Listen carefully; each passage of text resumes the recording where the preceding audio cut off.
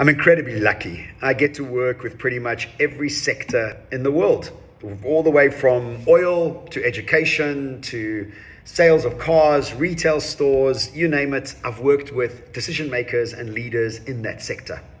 And I got to say one thing is that no matter where I'm working, there's always the same problem.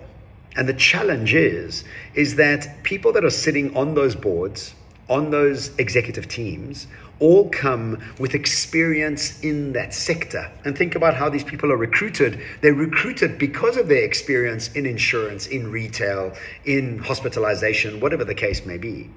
Now, this is both a fantastic thing and an incredibly dangerous thing. And the reason for that is that the legacy thinking stops you from seeing new opportunities. As Herman Kahn said, one of the world's best futurists, he said the more educated or the more trained you are in a certain sector, the less likely you are to see any solutions that don't fit in with your viewpoint of the world.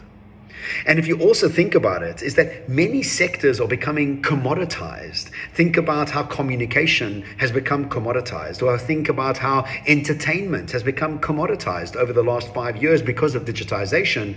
And you think about the car industry, and over the next 5 to 10 years, it's going to become commoditized. Why? Because digitization will affect it. There'll be autonomous vehicles driving around with green energy, meaning that the whole process of transportation will go the same route as music, as education, as communication over the next 5 to 10 years. Now, people that are sitting on the boards of car brands that have got legacy thinking will be trying to sell more cars at better prices with better motor plans, not thinking about mobility. And if they are, they're doing it in a very slight way, not in a robust, radical fashion that's required for the future.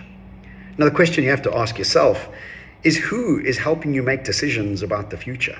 How vast and broad are the data points that you're using to make better decisions about the future?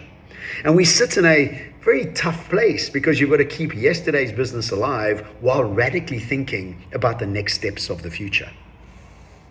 And so you've got to ask yourself is, who is the chief of tomorrow on your board?